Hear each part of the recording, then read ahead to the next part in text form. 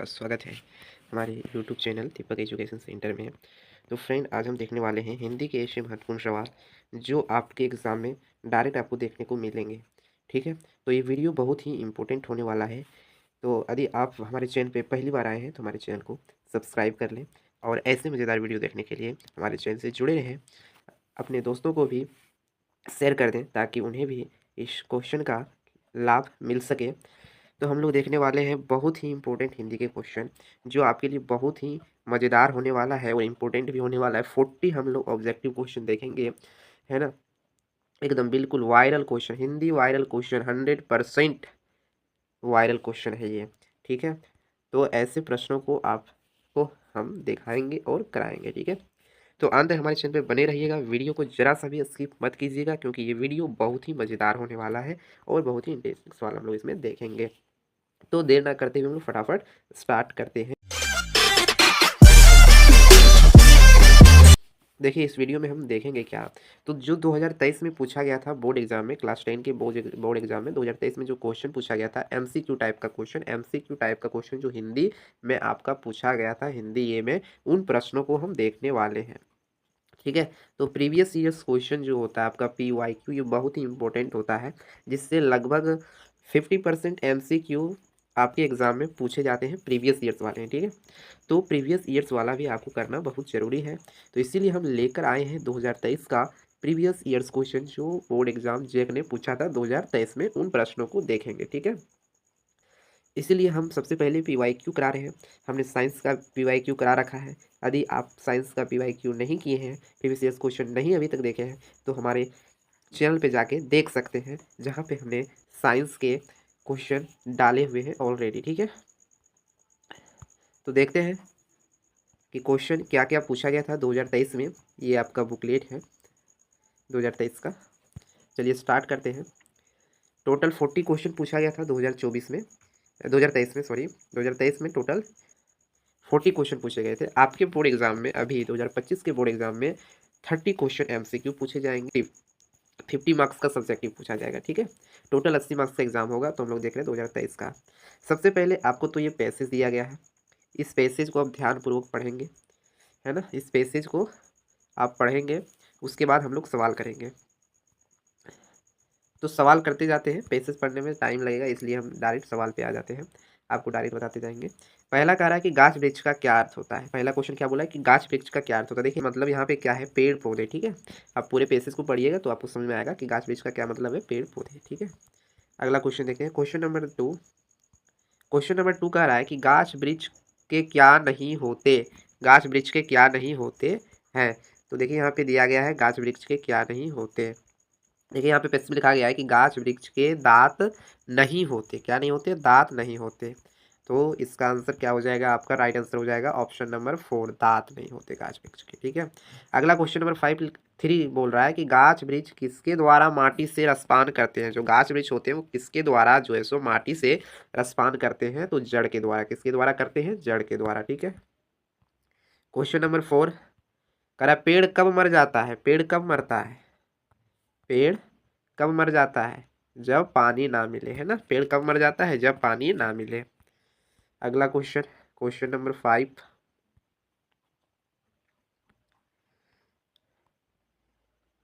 Question number 5 आपका पूछा गया था, है ना। प्रस्तुत पदांश को ध्यानपूर्वक पढ़कर 5 से 8 तक के सही विकल्प का चयन करें। 5 से 8 नंबर तक का जो क्वेश्चन है वो आपको इसी पैसेज से पूछा गया। वो आपका था कहानी टाइप का पैसेज, और ये पैसेज आपको जो दिया गया ये पोयम टाइप का, ये पैसेज आपका पोयम टाइप का। इससे 5 से 8, 5 नंबर क्वेश्चन से लेके 8 नंबर क्वेश्चन तक इसी से पूछे गए हैं। तो चलिए देखते हैं क्या पूछा गया था इस पैसेज से क्वेश्चन। पहला क्वेश्चन पूछा गया है कि धनुष से छूटा हुआ बाण क्या करता है। तो धनुष से छूटा हुआ बाण क्या करता है, लक्ष्य भेद करता है। आप पैसेज पूरा पढ़ लीजिएगा तो आपको पता चलेगा इस सब का आंसर। ठीक है, हम डायरेक्ट बताते जा रहे हैं, पैसेज नहीं पढ़ रहे हैं, लेकिन पैसेज पढ़िएगा तो आपको पता चल जाएगा। तो धनुष से छूटा हुआ बाण क्या करता है, लक्ष्य भेद करता है। अगला क्वेश्चन, क्वेश्चन नंबर 6, 8 तक इसी पैसेज से पूछा गया है, तो 8 तक इसी पैसेज से सवाल जवाब देना है सवालों का। करा लक्ष्य के पथिक कंटकों को क्या मानते हैं। लक्ष्य के पथिक कंटकों को क्या मानते हैं, फूल मानते हैं। क्या मानते हैं, फूल मानते हैं। ठीक है, अगला कह रहा है कि बाल रवि की किरणें कैसी होती है, तो बाल रवि की किरणें जो होती है वो स्वर्ण होती है। बाल रवि की किरणें कैसी होती है, स्वर्ण होती है। ठीक है, तो ऑप्शन नंबर 3 इज राइट हो जाएगा। क्वेश्चन नंबर 8 है। 8 में कह रहा है कि कहाँ तक पहुंचे बिना पथिक को विश्राम नहीं करना चाहिए, तो लक्ष्य तक पहुंचे बिना पथिक को विश्राम नहीं करना चाहिए। ऑप्शन नंबर 2 हो जाएगा। ठीक है, क्वेश्चन नंबर 9। क्वेश्चन नंबर 9 कह रहा है कि जिस वाक्य में कर्ता और क्रिया उपस्थित हो वो कौन सी क्रिया कहलाती है। कर्ता और क्रिया उपस्थित हो, क्या बोला है, कर्ता और क्रिया, तो अकर्मक होगा। यदि बोलता कर्ता और कर्म, कर्ता क्रिया और कर्म भी उपस्थित हो तब होता सकर्मक, क्या होता सकर्मक। लेकिन पूछ बोला क्या है कि कर्ता और क्रिया उपस्थित हो, तो वैसे को हम लोग क्या बोलते हैं, अकर्मक क्रिया बोलते हैं। Option number 1 is right. अगला कह रहा है कि बच्चा पुस्तक पढ़ रहा है, तो यहाँ पे कौन सी क्रिया है, सकर्मक क्रिया है, अकर्मक क्रिया है, द्विकर्मक क्रिया है, कौन सी क्रिया है, ये बताना है आपको। तो देखिए इसका आसान सा ट्रिक है कि यदि आपको क्या का आंसर मिल जाए, क्या का आंसर मिल जाए तो वो सकर्मक क्रिया होता है, और क्या का आंसर ना मिले तो वो अकर्मक क्रिया होता है। ये सबसे बेस्ट ट्रिक है सकर्मक और अकर्मक पहचानने का। ठीक है, तो हम देखते हैं कि क्या का आंसर मिल रहा है क्या। कैसे प्रश्न करेंगे, यहाँ लिखा हुआ है कि बच्चा पुस्तक पढ़ रहा है, तो हम क्वेश्चन इसमें लगाएंगे कि बच्चा क्या पढ़ रहा है। आपको स्टार्ट यहाँ से करना है, पढ़ से, है ना, पुस्तक को गायब कर देना। बच्चा क्या पढ़ रहा है, तो पुस्तक पढ़ रहा है, हमको आंसर में क्या मिला, पुस्तक, यानी कि इसमें क्या है, सकर्मक है, कर्म इसमें मौजूद है, तो सकर्मक क्रिया हो जाएगा। ठीक है, अगर क्वेश्चन अच्छा लग रहा है, इंटरेस्टिंग क्वेश्चन है, तो प्लीज़ हमारे वीडियो को लाइक कर दें और चैनल को सब्सक्राइब कर दें और हमारे चैनल से जुड़ जाएं, ताकि ऐसे धमाकेदार क्वेश्चन मैं आपके बीच लाता रहूं और आप देखते रहें, आपका तैयारी एकदम अच्छे से हो। ठीक है, क्वेश्चन नंबर 11 देखते हैं कि किसान खेत जोत रहा है, कह रहा है इसमें क्रियापद क्या है, तो क्रियापद क्या है, जोत रहा है। क्रिया किसको बोलते हैं, जो काम वाला वर्ड रहता है, इसमें काम क्या है, जोतना काम है, तो जोत रहा है, ये पूरा क्या हो जाएगा, क्रिया हो जाएगा। तो ऑप्शन नंबर 4 इज राइट। बढ़ते हैं अगले क्वेश्चन की ओर। Question number 12। क्वेश्चन नंबर 12 है कि कौन सा वाक्य अकर्मक क्रिया का उदाहरण है, यानी अकर्मक आपको बताना है। तो अभी हमने बताया कि यदि आपको क्या का जवाब मिल जाता है ना, क्या का जवाब यदि मिल जाता है तो सकर्मक होता है, नहीं मिलता है तो अकर्मक। तो देखिए हम पहचानते हैं। पहला कह रहा है कि रमेश हंस रहा है, तो हम प्रश्न करेंगे कि रमेश क्या रहा है, इस हंस को गायब कर देंगे। ठीक है, पूछेंगे रमेश क्या रहा है। देखिए क्वेश्चन अच्छा लग रहा है, रमेश क्या रहा है, कुछ क्वेश्चन का मीनिंग तो नहीं निकला, यानी कि इसमें कर्म मौजूद नहीं है, इसमें क्या है, कर्म मौजूद नहीं है, तो ये आपका क्या हो जाएगा, कर्मक हो जाएगा। अच्छा, दूसरा नंबर ट्राई करते हैं। लिखा है कि माँ भोजन बना रही है, तो भोजन को हम गायब कर देंगे, पूछेंगे माँ क्या बना रही है, तो भोजन। इसमें आपको आंसर मिल गया, क्या मिल गया आंसर, भोजन, यानी कि इसमें कर्म मौजूद है, इसमें क्या मौजूद है, कर्म मौजूद है। ऑप्शन नंबर 3 चेक करते हैं, वह गीत गा रहा है, तो गीत को हम कर देते हैं गायब और क्वेश्चन पूछते हैं वह क्या गा रहा है, तो गीत गा रहा है, यहाँ भी हमको आंसर मिल गया क्या का, तो ये भी सकर्मक हो गया। अच्छा, 4 ऑप्शन देखते हैं, कह रहा है मैं शरबत पी रहा हूँ, तो शरबत को हम कर देते हैं गायब, यहाँ क्या लिखा है, पी रहा हूँ, तो मैं क्या पी रहा हूँ, शरबत, क्या का आंसर यहाँ भी मिल रहा है। लेकिन फर्स्ट ऑप्शन में आपको क्या का आंसर नहीं मिल रहा है, रमेश हंस को हम गायब करें तो लिख रहा है कि रमेश रहा है, जो कि प्रश्न सही नहीं है आपका। ठीक है, तो ऑप्शन नंबर 1 हो जाएगा। 1 में आपका क्या है, अकर्मक क्रिया है, इसमें कर्म नहीं है। क्वेश्चन नंबर 13 है कि अंबर का एक अर्थ होता है वस्त्र, तो अंबर का दूसरा अर्थ क्या होता है, आकाश। अंबर का एक अर्थ वस्त्र, तो दूसरा आकाश होता है। अगला क्वेश्चन नंबर 14, निम्न में से कौन श्वेत का अनेकार्थी शब्द नहीं है। श्वेत, श्वेत का मतलब क्या होता है, सफेद। सफेद का करा है कि अनेकार्थी शब्द नहीं, यानी कि श्वेत का अनेकार्थी शब्द नहीं है। तो सफेद का मतलब भी श्वेत होता है, श्वेत। उजाला का मतलब भी श्वेत होता है, सफेदी का मतलब भी श्वेत होता है। लेकिन श्याम का मतलब सफेद होता है क्या, श्याम का मतलब होता है काला। श्याम का मतलब क्या होता है, काला। तो ये श्वेत का अनेकार्थी शब्द नहीं, यानी कि श्वेत का अर्थ ये नहीं है, श्याम नहीं हो सकता श्वेत का अर्थ। तो ऑप्शन नंबर 2 इज राइट हो जाएगा। क्वेश्चन नंबर 15 कह रहा है कि निम्न में से कौन सा शब्द समुच्चय बोधक अवयव है, तो समुच्चय बोधक अवयव कौन है, अथवा। अथवा जो है आपका वो क्या है, समुच्चय बोधक अवयव हो जाएगा। अगला क्वेश्चन है, पता नहीं वह डैश चला गया, पता नहीं वह डैश चला गया, तो सही अवयव को आपको चुनने बोला है। तो देखते हैं भर के। पहला है कि यहाँ, तो यदि यहाँ हम लगाएंगे तो क्या होगा, पता नहीं वह यहाँ चला गया, अच्छा नहीं लग रहा है आपको, सटीक नहीं कर रहा है। अच्छा दूसरा लगाते हैं, पता नहीं वह वहां चला गया, ये भी नहीं लग रहा है। पता नहीं वह तब चला गया, ये भी सूट नहीं हो रहा। लेकिन पता नहीं वह कब चला गया, ये देखिए 100% सूट कर रहा है, कब वाला। यदि हम कब वाला यहाँ लगा दें तो देखिए क्वेश्चन बहुत अच्छा सूट कर रहा है। पता नहीं वह कब चला गया, तो आपका कब जो है वो सही अवयव होगा इस वाक्य का। तो आपका राइट आंसर क्या हो जाएगा, ऑप्शन नंबर 4। क्वेश्चन नंबर 17, शिक्षक चाहते हैं कि उनके विद्यार्थी अच्छा बने, तो यहाँ पे कौन सा वाक्य, देखिए की आ गया है ना, की जब आ गया है तो मिश्र वाक्य याद रखना है। की आ जाए अथवा आ जाए, क्या आ जाए बता रहे हैं, क्या क्या आ जाएगा, तो क्या होगा आपका मिश्र होगा। तो क्या याद रखना है, यदि की आ गया, क्या आ गया, की आ गया, अथवा आ गया, अथवा आ गया, ठीक है, या आ गया, अन्यथा आ गया, यदि ये सारा वर्ड आपको मिलता है देखने को, तो ये सारे वर्ड यदि सेंटेंस में आया है तो वहां पे कौन सा वाक्य होगा, मिश्र वाक्य होगा। ठीक है, कौन सा वाक्य होगा, मिश्र वाक्य। तो ये आप अपने कॉपी में नोट कर लें, क्योंकि ये बहुत ही इंपॉर्टेंट बात हमने बताया है। क्वेश्चन नंबर 17 की ओर 18, 17 तो हो गया। 18 क्वेश्चन नंबर देखते हैं फटाफट, क्या पूछा है 18 में।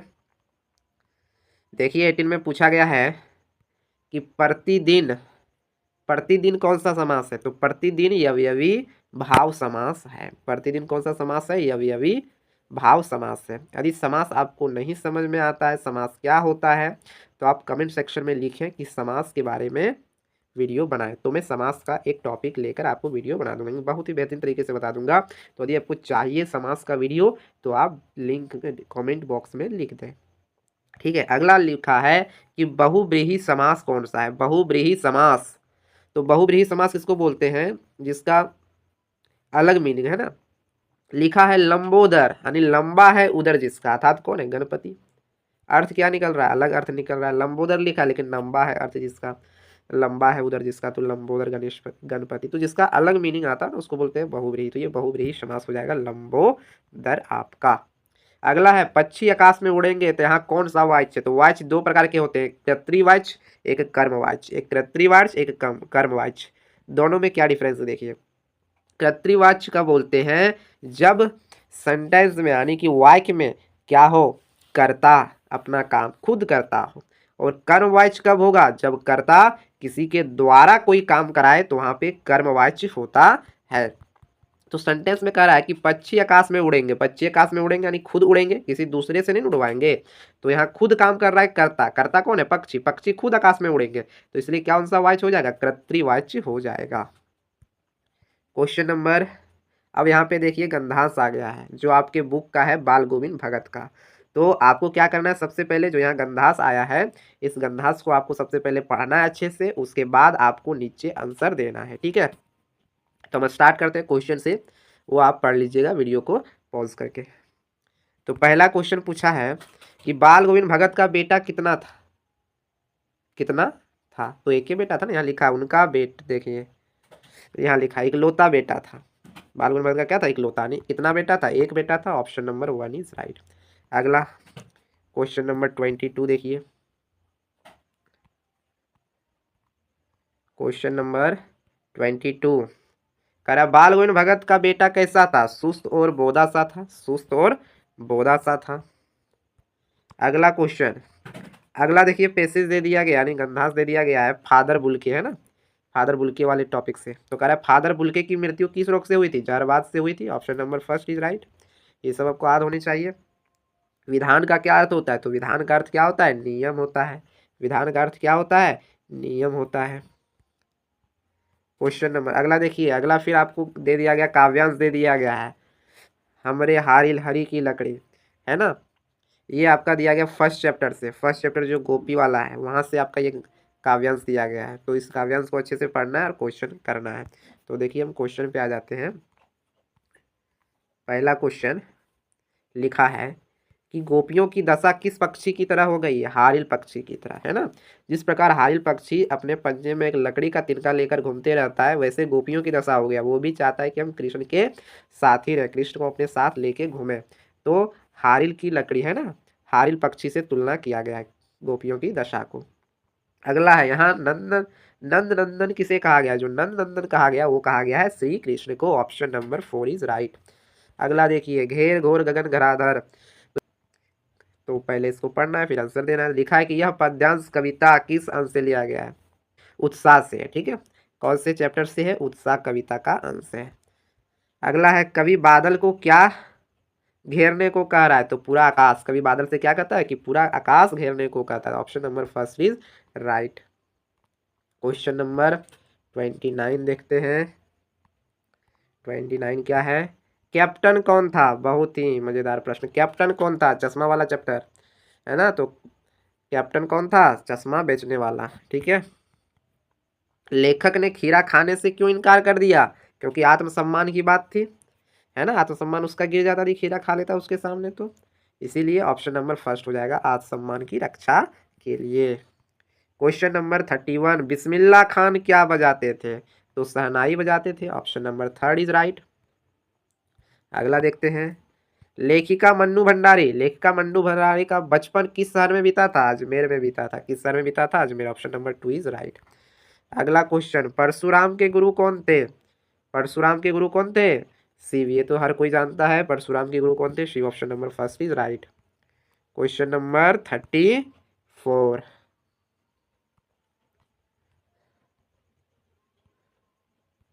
कवि नागार्जुन मैथिली में किस नाम से प्रतिष्ठित है, आत्री के नाम से। जो कवि नागार्जुन है वो मैथिली में किस नाम से प्रतिष्ठित है, आत्री के नाम से प्रतिष्ठित है, ठीक है।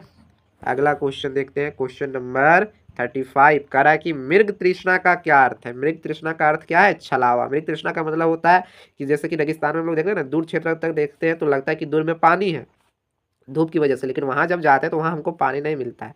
ऐसा रेगिस्तान के क्षेत्रों में देखा जाता है ना। तो उसी को हम लोग बोलते हैं मृग तृष्णा, छलावा, मतलब जो झूठ हो, रियल में हो ही ना। तो ऑप्शन नंबर क्या हो जाएगा, फर्स्ट। मृग तृष्णा का अर्थ होता है छलावा।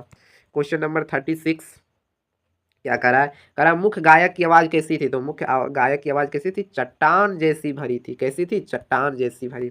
भोलानाथ के सिर में क्या थे, भोलानाथ के सिर में क्या थी, लंबी लंबी जटाएं थी ना। स्वयं को बम भोला समझता था। बहुत इंटरेस्टिंग चैप्टर है ये। अगला देखिए, कभी कभी बच्चे किसका जुलूस निकालते थे, बारात का जुलूस निकाल देते थे और खेलते थे, है ना। कोई दूल्हा तो कोई क्या बन जाता था। अब देखते हैं, दो क्वेश्चन बचा हुआ है लास्ट। क्वेश्चन नंबर 39, जॉर्ज पंचम की लाट कहाँ स्थित है, दिल्ली में स्थित है। Option number 4 is right. अगला है, गंगटोक नगर किस राज्य की राजधानी है, तो सिक्किम की राजधानी। गंगटोक नगर किस राज्य की राजधानी है, तो सिक्किम की राजधानी है। यदि आपको वीडियो अच्छा लगा तो प्लीज़ हमारे चैनल को सब्सक्राइब कर दीजिएगा और हमारे चैनल से जुड़े रहें, ताकि आपको ऐसे वीडियो हर रोज़ मिलते रहें, है ना। 2025 में एकदम झकासेदार तरीके से आपको क्वेश्चन करवाएंगे, एकदम बोर्ड एग्जाम तक, बोर्ड एग्जाम होने तक आपको क्वेश्चन कराया जाएगा इस चैनल के जरिए। तो इस चैनल से जुड़े रहें। यदि आपको क्वेश्चन मज़ा आया, यदि वीडियो आपको अच्छा लगा, तो अपने दोस्तों को भी शेयर कर दें, ताकि वो भी लाभ उठा सके, है ना। अगला वीडियो हम लेके आएंगे आपके सामने कि किस प्रकार से आपको बोर्ड एग्जाम में लिखना है, आपको टॉपर का कॉपी दिखाएंगे। तो हमारे चैनल से जुड़े रहें। और यदि आपको इस सारे क्वेश्चन का नोट्स चाहिए, पीडीएफ डाउनलोड करना है आपको इन सारे क्वेश्चन का, तो हमारे टेलीग्राम ग्रुप में ज्वाइन हो जाए। नीचे टेलीग्राम ग्रुप का लिंक दिया गया है आपके डिस्क्रिप्शन बॉक्स में, वहाँ से टेलीग्राम ग्रुप में ज्वाइन हो जाएं। और इसका पीडीएफ, इस क्वेश्चन का पीडीएफ भी आपके डिस्क्रिप्शन बॉक्स में दिया गया, तो वहाँ से भी आप डाउनलोड कर सकते हैं। और यदि आप टेलीग्राम ग्रुप में ज्वाइन होते हैं तो आपको ऑल चैप्टर का हैंड रिटेन नोट्स मिल जाएगा, साथ ही साथ क्वेश्चन मिल जाएगा विथ आंसर के साथ। तो हमारे टेलीग्राम चैनल से भी जाके जुड़ जाए, ठीक है। तो धन्यवाद, मिलते हैं अगले नेक्स्ट वीडियो में।